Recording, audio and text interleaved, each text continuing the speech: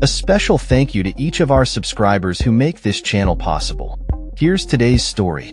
In a dramatic turn of events in the final stretch of the 2024 presidential campaign, former President Donald Trump has launched a staggering $10 billion lawsuit against CBS News. The lawsuit centers around the network's recent airing of an interview with Vice President Kamala Harris on the iconic news program, 60 Minutes. Trump alleges that CBS engaged in deceptive editing practices that painted Harris in a more favorable light, thereby interfering with the electoral process. The lawsuit, filed in the U.S. District Court for the Northern District of Texas, accuses CBS of violating Texas Deceptive Trade Practices Act, which is typically aimed at false advertising. Trump's legal team contends that the network's editing choices were not merely a matter of journalistic discretion, but rather a calculated effort to manipulate public perception ahead of the election. The controversy began after the airing of the interview on October 6th, during which correspondent Bill Whitaker posed questions to Harris regarding the ongoing conflict in Gaza and the Biden administration's stance on Israel. Critics within Trump's camp have pointed to the network's decision to omit certain segments of Harris's responses, particularly those that could be deemed unfavorable to her image. They argue that this selective editing served to shield Harris from criticism regarding her handling of sensitive foreign policy issues, thereby giving her campaign an unfair advantage.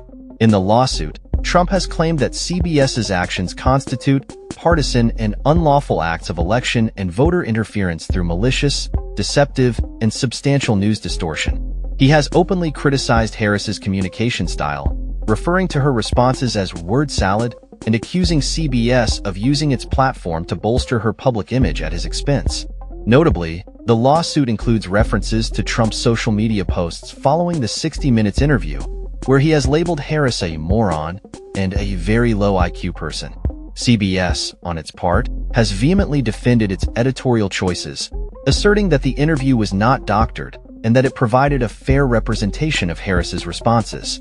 In a statement, the network emphasized that they routinely edit interviews for clarity and time constraints, and that the segments in question were made available to the public through various channels, including promotional content on Face the Nation and social media platforms. The network has described Trump's lawsuit as completely without merit and has vowed to defend against it vigorously. As the lawsuit unfolds, it raises questions about the role of media in political campaigns and the ongoing tensions between Trump and major news organizations. This is not the first time Trump has taken legal action against media entities. He has previously filed lawsuits against the New York Times and CNN, often claiming unfair treatment and bias. However, many of these past lawsuits have been dismissed by judges, raising skepticism about the viability of his current claims. The lawsuit comes at a critical juncture in the presidential race, with Trump and Harris facing off in what polls indicate is a tightly contested election. As both candidates ramp up their campaigns, Trump's continued focus on the 60 Minutes interview serves to highlight his strategy of framing the media as an adversary. This tactic resonates with his base, who view him as a champion against what they perceive to be a biased press. Moreover, the legal battle over the 60 Minutes interview is emblematic of a broader struggle over media narratives in the age of social media and partisan news consumption.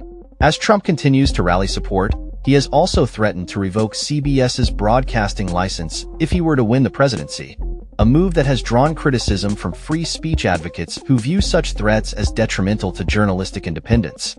In response to Trump's ongoing attacks on CBS, FCC Chairwoman Jessica Rosenworcel has condemned his statements as threats against free speech that should not be taken lightly.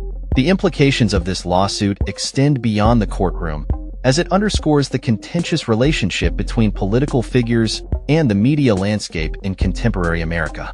As the election approaches, the fallout from this lawsuit and the surrounding media coverage will undoubtedly shape public perceptions of both candidates.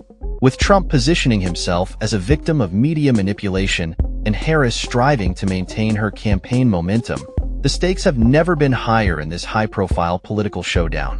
The outcome of this legal battle may not only impact the candidates, but also set a precedent for how media organizations navigate their responsibilities in reporting on political figures during election seasons. That's all for this story. We upload videos every day covering many different subjects, so hit that subscribe button to stay informed. Thanks for watching.